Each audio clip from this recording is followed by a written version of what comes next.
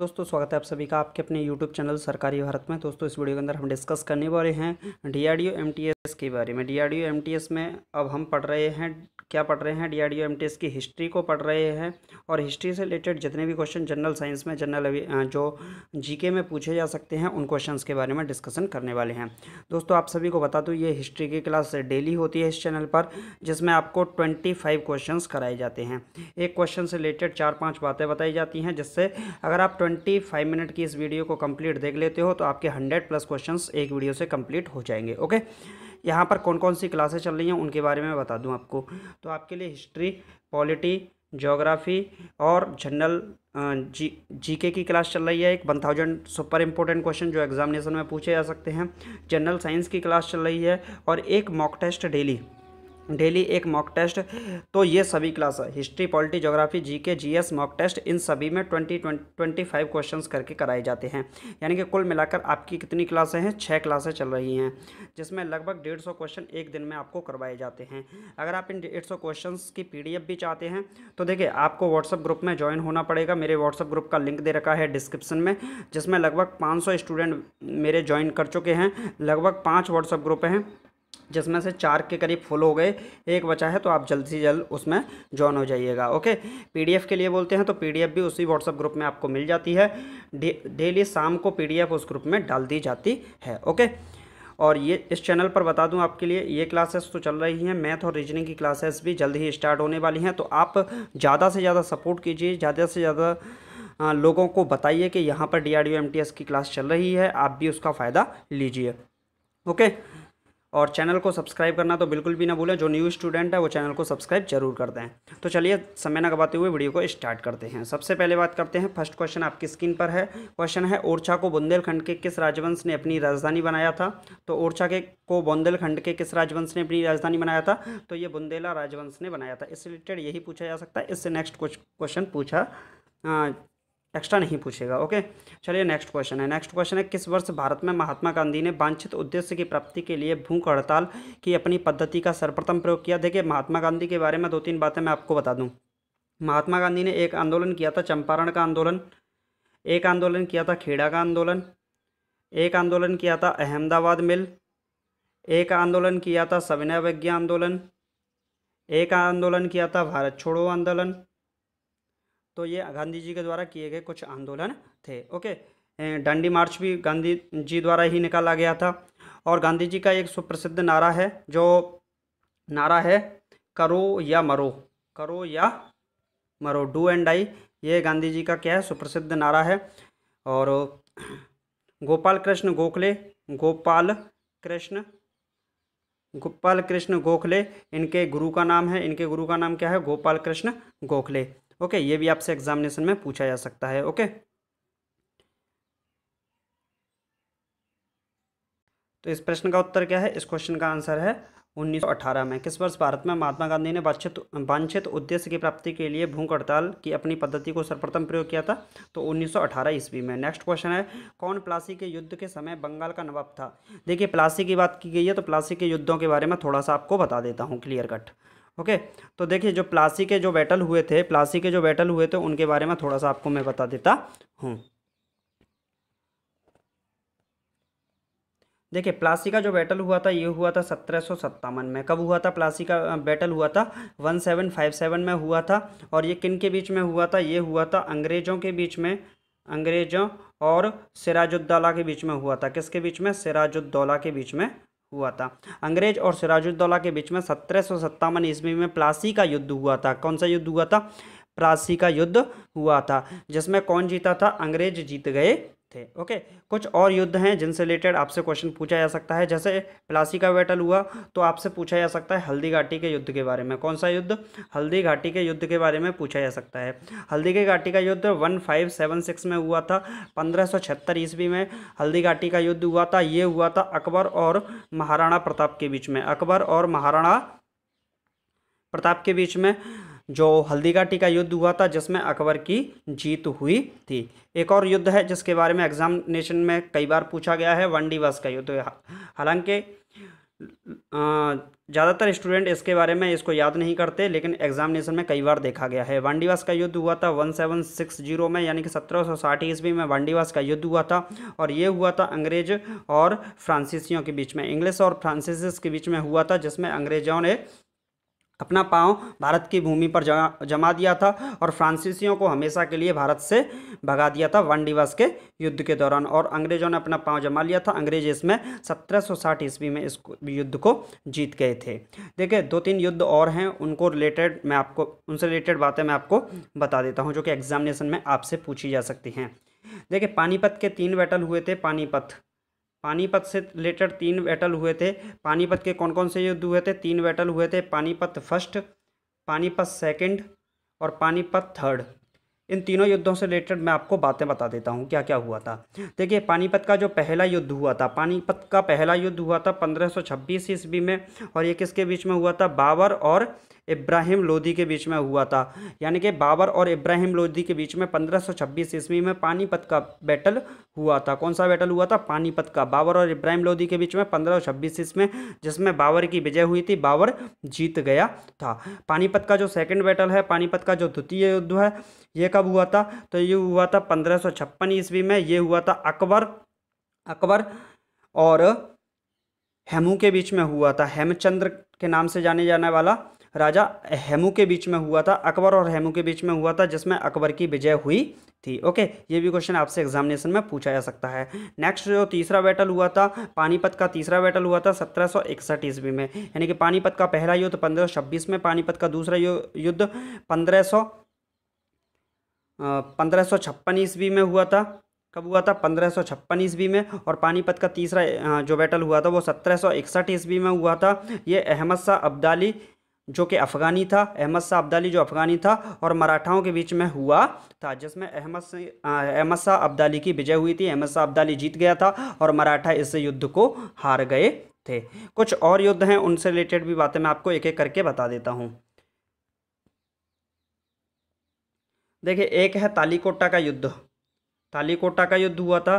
तालीकोटा का युद्ध कब हुआ था? तो ये युद्ध हुआ था 1565 में, यानी कि 1565 ईस्वी में तालीकोटा का युद्ध हुआ था। और इस युद्ध में विजयनगर साम्राज्य का क्या हो गया था? अंत हो गया था। क्या हो गया था? विजयनगर साम्राज्य का लगभग अंत हो गया था। कभी मैं आपको विजयनगर के बारे में पढ़ाऊंगा, तब आपको बताऊंगा विजयनगर साम्राज्य के बारे में। ओके, तो तालीकट के युद्ध में क्या है, 1565 में विजयनगर साम्राज्य का लगभग कंप्लीट तौर पर अंत हो गया था। और भी कई सारे युद्ध हैं, जैसे आपसे पूछा जा सकता है 3 युद्ध हैं। चंदावर का युद्ध और दूसरा है खानवा का युद्ध और तीसरा है चंदेरी का युद्ध। चंदावर, खानवा और चंदेरी का। और एक और युद्ध है घाघरा का युद्ध। कौन सा? घाघरा। तो ये 4 युद्ध हैं, इनसे रिलेटेड भी क्वेश्चन आपसे पूछा जा सकता है। चंदावर का युद्ध 1194 ईस्वी में हुआ था। ये हुआ था मोहम्मद गौरी और पृथ्वीराज चौहान के बीच में। किसके बीच में? सॉरी ये हुआ था मोहम्मद गौरी और कन्नौज के राजा जयचंद के बीच में हुआ था। किसके बीच में? चंदावर का युद्ध हुआ था 1194 ईस्वी में मोहम्मद गौरी और एवं कन्नौज के राजा जयचंद के बीच में हुआ था, जिसमें मोहम्मद गौरी जीत गया था। नंबर 2 पर जो खानवा का युद्ध हुआ था, ये हुआ था 1527 ईस्वी में। कब हुआ था? 1527 ईस्वी में। ये हुआ था बाबर और राणा सांगा के बीच में। किसके बीच में? बाबर और राणा सांगा के बीच में, जिसमें बाबर की विजय हुई थी। नेक्स्ट तीसरा जो युद्ध है, ये है चंदेरी का युद्ध। ये चंदेरी का युद्ध हुआ था 1527 ईस्वी में ही। ये भी युद्ध हुआ था। ये युद्ध बाबर और मेदिनी राय के बीच में हुआ था, जिसमें बाबर की विजय हुई थी। मेदिनी राय इस युद्ध को हार गया था। और जो लास्ट युद्ध है, ये हुआ था घाघरा का युद्ध। कौन सा युद्ध हुआ था? घाघरा का युद्ध हुआ था। जो घाघरा का युद्ध हुआ था, ये हुआ था 1529 ईस्वी में। ये बाबर और महमूद लोदी ने बाबर और महमूद लोदी ने क्या किया था? अफगानों को हरा दिया था। जो बाबर था और महमूद लोदी था, इन दोनों ने मिलकर किसको हरा दिया था? अफगानों को हरा दिया था इस युद्ध में, घाघरा के युद्ध में। एक और युद्ध है जिससे रिलेटेड आपसे क्वेश्चन पूछा जा सकता है, युद्ध है चौसा का युद्ध।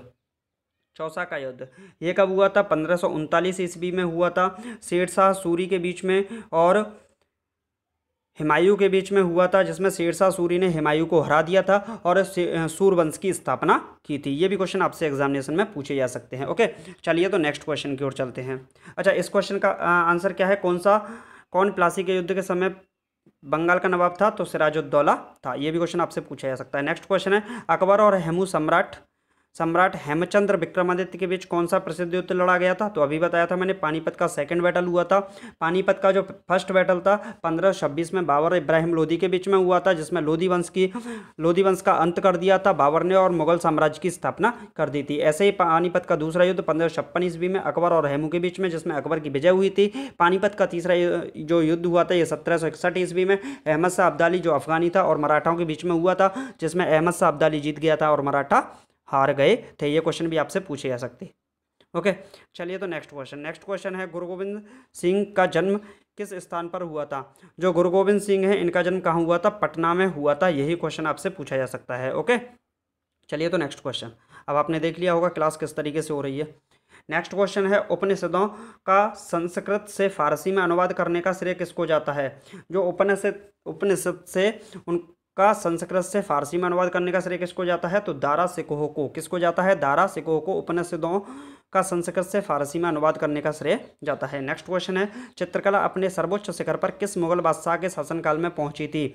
जो चित्रकला थी, कहा जाता है कि जो जहांगीर था खुद में एक चित्रकार था, एक बहुत बड़ा चित्रकार था, और उसी के शासनकाल में, उसी मुगल बादशाह के शासनकाल में जो चित्रकला है अपने सर्वोच्च शिखर पर पहुंची थी। तो इसका सही उत्तर क्या है? जहांगीर। देखिए, ये मुगल बादशाह की बात की गई है, मुगल वंश के बारे में बात की गई है, तो मैं मुगल वंश से रिलेटेड कुछ बातें आपको बता देता हूँ। एक एक करके मुगल वंश से रिलेटेड बातों को डिस्कस करते हैं।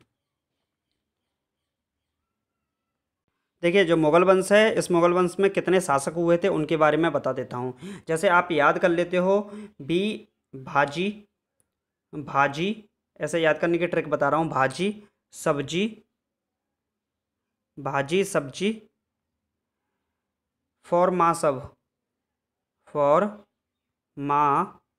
सब, इसको याद कर लो और आपको मुगल साम्राज्य के जितने भी बादशाह हैं सभी के बारे में आपको पता चल जाएगा। बी से नाम है बाबर, बी का नाम क्या है? बाबर। भाजी सब्जी फॉर माँ सब, ऐसे याद कर लो तो इससे रिलेटेड याद हो जाएगा आपको। बी से बाबर, एच से हुमायूं, ए से अकबर, जे से जहांगीर और जे आई से जहांगीर। देखिए, बाबर, हुमायूं, अकबर, जहांगीर। ओके, ये चार हो गए। इसके बाद कौन हुआ था? यानी कि बाबर का बेटा हुमायूं, हुमायूं का बेटा अकबर, अकबर का बेटा जहांगीर, और जहांगीर का बेटा कौन था? जहांगीर का बेटा था शाहजहां, जिसने अपनी बेगम मुमताज की याद में मेरे प्रिय शहर जिसमें मैं रहता हूँ आगरा में ताजमहल का निर्माण करवाया था। किसकी याद में? अपनी बेगम मुमताज की याद में करवाया था। तो जहांगीर का बेटा शाहजहां का बेटा कौन था? औरंगजेब का बेटा कौन था? बहादुर शाह जफर फर्स्ट। और जीआई का मतलब क्या है? जहंदर शाह। कौन था? जहंदर शाह। फॉर का मतलब है फर्रुखसियार। कौन था? फर्रुखसियार। और एम का मतलब है मोहम्मद शाह। ए का मतलब है अहमद शाह। ए का मतलब है आलमगीर सेकंड। एस का मतलब क्या है? शाह आलम सेकंड। ए का मतलब है अकबर सेकंड। और बी का मतलब है बहादुर शाह जफर सेकंड, जो कि 1857 के बाद बिल्कुल मुगल साम्राज्य समाप्त हो गया था। 1857 की क्रांति के बाद, जिसमें इलाहाबाद की संधि हुई थी, जिसमें बहादुर शाह जफर को इलाहाबाद में कैद कर लिया गया था एक तरीके से। ओके, तो ये मैंने आपको कंप्लीट राजाओं के बारे में बता दिए, जो मुगल शासनकाल में जो राजा थे। ओके, चलिए तो क्वेश्चन की ओर चलते हैं। नेक्स्ट क्वेश्चन है, ब्रह्म समाज, प्रार्थना समाज और आर्य समाज में किसकी स्थापना राजा राममोहन राय ने की थी? देखिए, ब्रह्म समाज, प्रार्थना समाज और आर्य समाज की स्थापना किसने की थी? देखिए, जो आर्य समाज है इसकी स्थापना किसने की थी? दयानंद सरस्वती ने आर्य समाज की स्थापना की थी। प्रार्थना समाज की स्थापना किसने की थी? कमेंट बॉक्स में आप लिखिएगा, आपके लिए होमवर्क है, कमेंट बॉक्स में लिखिएगा प्रार्थना समाज की स्थापना किसने की थी। और ब्रह्म समाज की स्थापना किसने की थी? ब्रह्म समाज की स्थापना की थी राजा राममोहन राय ने। तो राजा राममोहन राय ने ब्रह्म समाज की स्थापना की थी। आर्य समाज की स्थापना किसने की थी? स्वामी दयानंद सरस्वती ने। प्रार्थना समाज की आप आंसर लिखिएगा।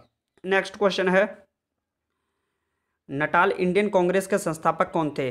जो नटाल इंडियन कांग्रेस है इसके संस्थापक कौन थे? महात्मा गांधी थे। अच्छा, इंडियन जो कांग्रेस है, इंडियन नेशनल कांग्रेस है, आईएनसी है, इसकी स्थापना 1885 में हुई थी। कब हुई थी? 1885 में हुई थी। और इसकी स्थापना किसने की थी? ए ओ ह्यूम। किसने की थी? ए ओ ह्यूम ने 1885 में इसकी स्थापना की थी, नटाल इंडियन कांग्रेस की, सॉरी इंडियन नेशनल कांग्रेस, भारतीय राष्ट्रीय कांग्रेस की स्थापना की थी। और नटाल इंडियन कांग्रेस के संस्थापक कौन है? तो महात्मा गांधी हैं। ओके, चलिए तो नेक्स्ट क्वेश्चन की ओर बढ़ते हैं। नेक्स्ट है, भारत में मुगल साम्राज्य का संस्थापक कौन था? तो ये अभी किया है, बाबर था। जैन धर्म में कुल कितने तीर्थकर हुए हैं? तो जैन धर्म में 24 तीर्थकर हुए हैं, जिसमें से पहले हैं ऋषभदेव। कौन है? ऋषभदेव पहले तीर्थकर हैं। जो ऋषभदेव हैं वो कौन से तीर्थकर हैं? पहले तीर्थकर हैं। और जो 24वें तीर्थकर हैं वो कौन है? महावीर स्वामी। कौन है 24वें तीर्थकर? महावीर स्वामी। ओके, चलिए तो नेक्स्ट। अच्छा, महावीर स्वामी के बारे में 2-3 बातें बोलने के लिए बता देता हूँ। 2-4 बातें आपको महावीर स्वामी के बारे में बता देता हूँ, जिससे आपको क्लियर हो जाए और महावीर स्वामी के बारे में, जैन धर्म के बारे में आपको अच्छे से क्लियर हो जाए, एग्जामिनेशन में जब क्वेश्चन आए तो आप कर सकें। देखिए, जो जैन धर्म है, जैन धर्म की स्थापना की थी जो प्रथम तीर्थकर थे ऋषभदेव थे, इन्होंने इसकी स्थापना की थी। और जो 23वें तीर्थकर है, 23वें तीर्थकर हैं, वो थे पार्श्वनाथ। कौन थे? पार्श्वनाथ थे इसके 23वें तीर्थकर। और 24वें तीर्थकर कौन थे? महावीर स्वामी इसके 24th जो तीर्थकर हैं माने जाते हैं। अब देखिए, महावीर स्वामी से रिलेटेड कुछ बातें आपको बता देता हूँ। महावीर स्वामी की जो पत्नी थी, इनका नाम था यशोदा। क्या था? यशोदा इनकी पत्नी का नाम था। और इनकी जो पुत्री हुई थी, एक बेटी थी, उसका नाम था अनुजा। क्या था इनकी पुत्री का नाम? अनुजा इनकी बेटी का नाम था। इन्होंने क्या ओके,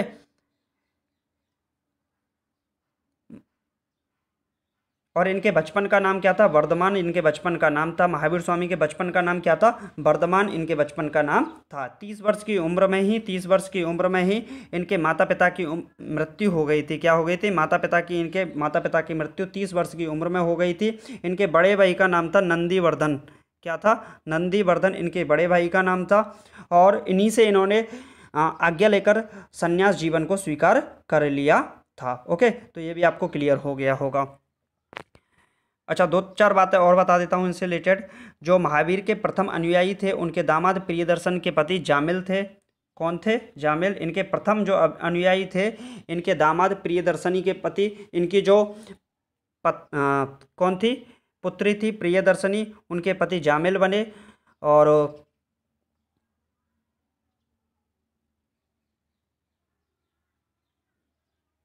ओके, तो यही क्वेश्चन आपसे एग्जामिनेशन में पूछे जा सकते हैं।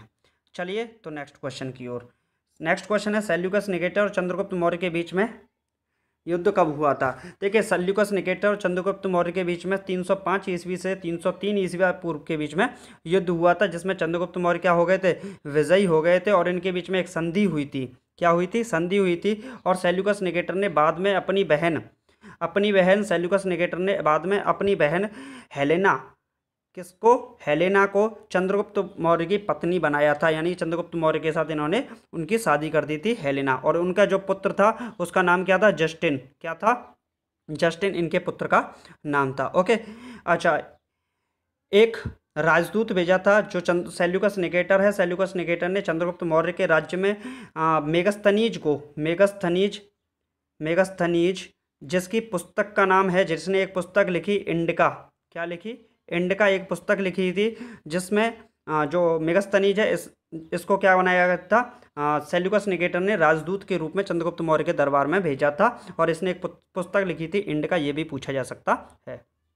चलिए तो नेक्स्ट क्वेश्चन है, बम्बई में गोवालिया टैंक मैदान से 1942 में कौन सा आंदोलन प्रारंभ हुआ? तो बम्बई के गोवालिया टैंक मैदान से, ये इंपॉर्टेंट है, गोवालिया टैंक मैदान, ये इंपॉर्टेंट है। तो 1942 में एक आंदोलन हुआ था, भारत छोड़ो आंदोलन, जिसकी शुरुआत किसने की थी? महात्मा गांधी ने इसकी शुरुआत की थी। किसने शुरुआत की थी? महात्मा गांधी ने।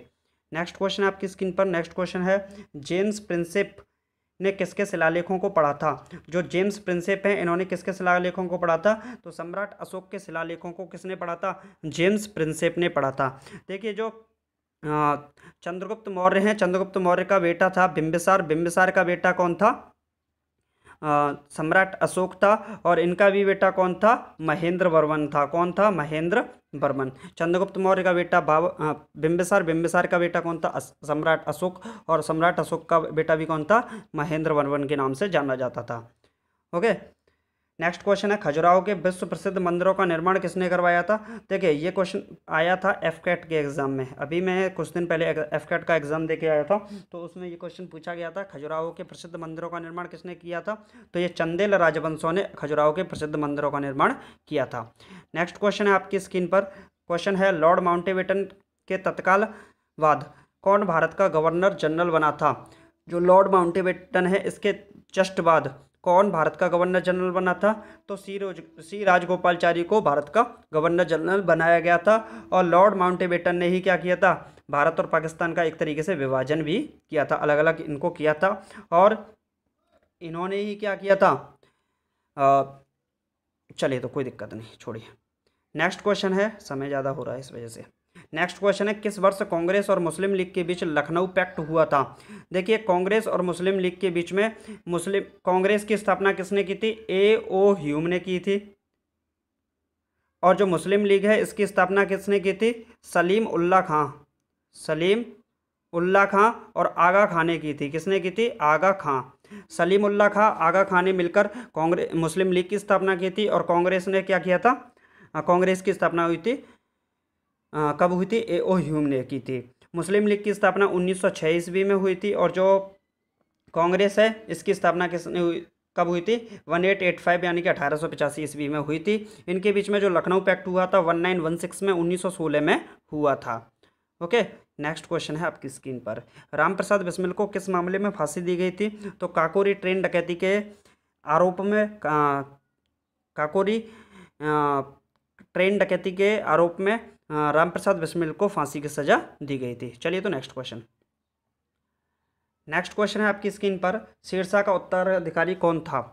जो शेरशाह है, उसका उत्तराधिकारी कौन था? तो जलाल खां। इस्लाम शाह के नाम से जाने जाने वाला व्यक्ति जो जलाल खां था, वो शेरशाह का उत्तराधिकारी था। नेक्स्ट क्वेश्चन है, बलबन आम जनता में क्यों प्रसिद्ध था? जो बलबन था, वो आम जनता में क्यों प्रसिद्ध था? क्योंकि रक्त एवं लोहे की नीति के कारण, रक्त ब्लड एवं आयरन की नीति के कारण ही, पॉलिसी के कारण ही बलबन आम जनता में प्रसिद्ध था। नेक्स्ट क्वेश्चन है, शिवाजी की सेना के घुड़सवार जिन्हें घोड़ा और शस्त्र राज्य द्वारा दिए जाते थे, क्या कहलाते थे? तो वो कहलाते थे बारगीर। क्या कहलाते थे? बारगीर। नेक्स्ट क्वेश्चन है, किसने 1946 में कैबिनेट मिशन की अध्यक्षता की थी? तो कैबिनेट मिशन 1946 में भारत में आया और इसकी अध्यक्षता की थी सर पैथिक लॉरेंस ने। किसने की थी? सर पैथिक लॉरेंस ने 1940 में कैबिनेट मिशन की अध्यक्षता की थी भारत में। नेक्स्ट क्वेश्चन है, सतसही संहिता किस महाकाव्य को कहा जाता है? सतसही संहिता किस महाकाव्य को कहा जाता है? तो महाभारत को कहा जाता है। नेक्स्ट क्वेश्चन है, भारतीय इतिहास में कौन सा वंश पितृहंता वंश के रूप में जाना जाता है? जो कौन सा वंश है जो पितृहंसा वंश के रूप में जाना जाता है? तो वो है हर्यक वंश। कौन सा वंश है? हर्यक वंश है, जो कि भारतीय इतिहास में पितृहंता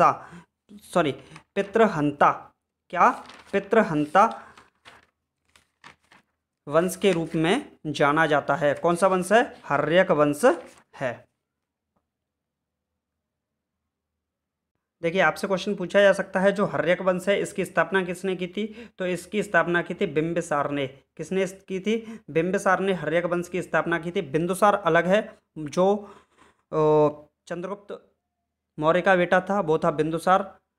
और ये बिंबिसार अलग है, इस बिंबिसार ने हर्यक वंश की स्थापना की थी। वो कौन से वंश से है? मौर्य वंश से है। और ये हर्यक वंश से है, इसका नाम भी है बिंबिसार। ओके, और इस बिंबिसार की राजधानी क्या थी? इस बिंबिसार ने अपनी राजधानी को क्या बनाया था? राजगृह को अपनी राजधानी बनाया था। क्या बनाया था? राजगृह को अपनी राजधानी बनाया था। ओके, चलिए, तो नेक्स्ट क्वेश्चन आपकी स्क्रीन पर, हड़प्पा सभ्यता के किस स्थल से हल का मिट्टी का मॉडल मिला है? जो हड़प्पा सभ्यता के किस स्थल से हल्का मिट्टी का मॉडल मिला है? तो बनावली से मिला है। कहाँ से मिला है? बनावली से मिला है। ओके, देखिए इस वीडियो में हमने कितने क्वेश्चन किए, 26 क्वेश्चन किए। एक क्वेश्चन से रिलेटेड 4-5 बातें मैंने आपके लिए डिस्कस की, तो लगभग मैंने 100+ क्वेश्चन इस वीडियो के अंदर करा दिए आपको। मात्र 25 से 26 मिनट का वीडियो है, ज़्यादा बड़ा वीडियो भी नहीं है, तो आप देख सकते हैं। अगर आपको इनकी पीडीएफ भी चाहिए तो डिस्क्रिप्शन में लिंक दे रखा है व्हाट्सएप ग्रुप का, उसमें आप ज्वाइन हो जाइएगा। आपको क्या मिल जाएगी, पीडीएफ भी मिल जाएगी। ओके, चैनल को सब्सक्राइब कर दीजिएगा और डीआरडीओ के स्टूडेंट्स के साथ इस वीडियो को जरूर शेयर कीजिएगा। ज़्यादा से ज़्यादा दोस्तों को जोड़िए। अगर आप ज़्यादा से ज़्यादा दोस्तों को जोड़ेंगे तो मैथ और रीजनिंग की क्लास भी जल्दी स्टार्ट हो जाएगी। ठीक है, तो मिलते हैं नेक्स्ट वीडियो में। Thank you for watching this video. जय हिंद, जय भारत, टेक केयर। मिलते हैं नेक्स्ट वीडियो में। Thank you very much.